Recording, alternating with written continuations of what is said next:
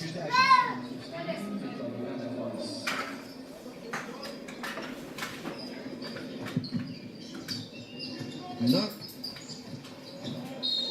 čia tokia Lietuvos komandos ataka.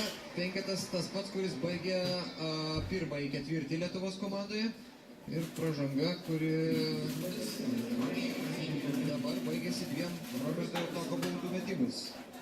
Robertas Javtokas pirmose rungtynėse pelnė 4 taškus, bet kaip visada Roberto Javtoko žaidimą reikia matuoti ne tik tai pelnytais taškais. Ir sakyčiau, kad tas duetas jo su Donatu Motiejūnu žemėje žiūrėjosi neprastai. Patenkinti sirgaliai čia Panevėžyje, kadangi Robertas Javtokas pataiko pirmąjį baudos metimą 29-27.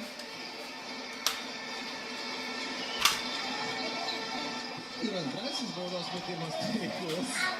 Ir tokia šypsena Roberto Javtoko žmonos. Rokas įsiojam. Ne, 30-27.